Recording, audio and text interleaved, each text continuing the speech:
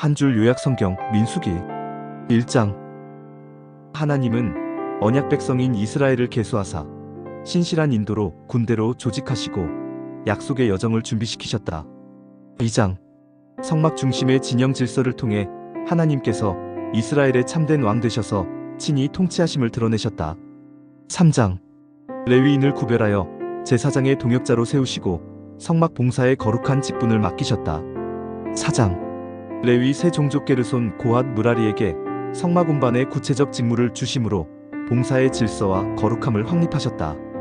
5장. 진영의 거룩을 지키기 위해 부정한 자를 격리하고 죄와 서원에 관한 규례로 정결함을 요구하셨다.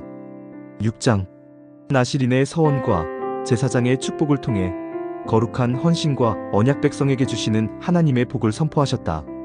7장. 각 지파의 지도자들이 성막 봉헌 예물을 드림으로 공동체적 헌신과 예배를 표현했다. 8장. 레위인을 정결하게 구별하여 성막 봉사에 헌신하게 하심으로 거룩한 사역을 시작하게 하셨다. 9장. 유월절 준수를 명하시고 구름 기둥과 불 기둥으로 인도하심으로 하나님의 임재와 인도를 확증하셨다. 10장. 은나팔을 통해 지시하시며 공동체가 질서 있게 하나님의 인도하심을 따라 나아가게 하셨다. 11장. 이스라엘 백성이 광야에서 불평과 탐욕으로 하나님을 거역하자 하나님은 징계하시는 동시에 모세에게 성령이 임한 장로 70인을 세워 짐을 나누게 하시며 은혜와 심판을 함께 나타내셨다. 12장. 미리암과 아론의 비방 가운데 모세의 온유함과 하나님의 공의가 드러났다. 13장. 가나안 정탐 후 불신앙의 보고가 백성의 두려움을 자아내어 공동체 전체를 시험에 들게 했다. 14장.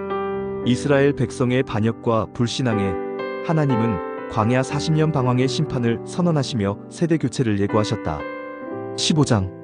하나님은 약속의 땅에 들어가서도 지켜야 할 제사 규례와 고의적 죄에 대한 형벌 규례 그리고 옷단 귀에 술을 달게 하심을 통해 이스라엘 백성에게 거룩한 삶과 지속적인 순종을 요구하셨다.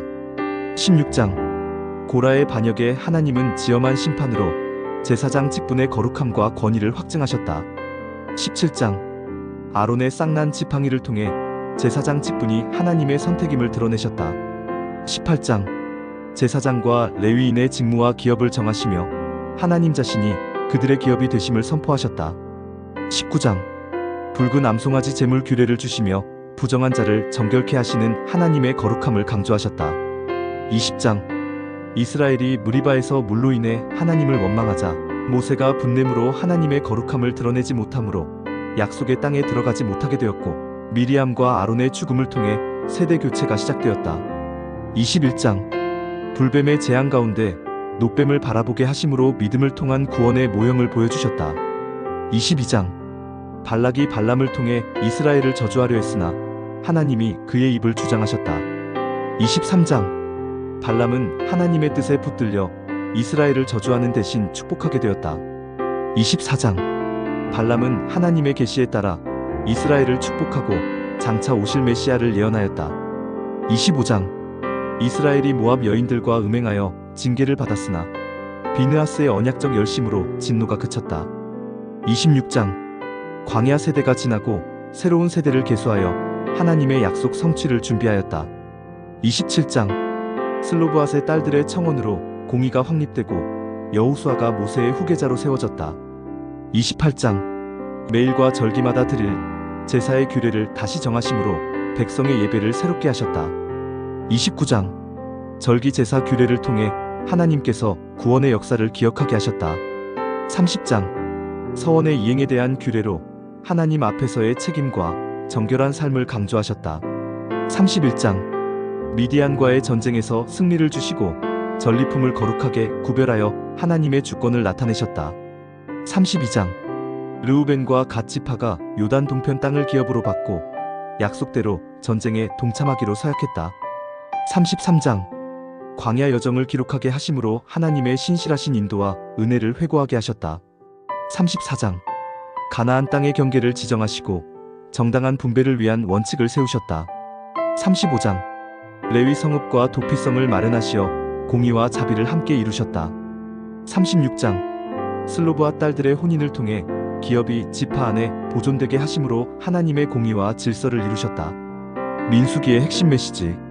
민수기는 시내산에서 출발하여 가나안 땅 입구까지 이르는 이스라엘의 광야 여정을 기록한 책으로 언약 백성의 정체성과 사명을 확인하게 하는 말씀이다. 이 책은 인구계수로 시작되지만 단순한 숫자의 기록을 넘어서 하나님께서 이스라엘을 언약 공동체로 조직하사 친히 왕으로 다스리시며 거룩과 질서를 요구하시는 공동체로 부르셨음을 보여준다. 그 가운데 제사장과 레위인의 직무, 진영의 질서, 정결규례, 절기와 제사의 규범을 통해 하나님은 당신의 거룩하심을 백성의 삶 속에 심으신다. 이러한 구조는 하나님의 임재가 백성의 중심에 있어야 함을 상징하며 거룩한 백성으로서의 소명을 삶으로 살아내야 함을 강조한다. 동시에 민수기는 이스라엘 백성의 반복되는 불순종과 불평, 그리고 그로 인한 하나님의 징계 속에서도 언약의 신실하신 하나님의 인도하심과 긍휼을 교차적으로 보여준다.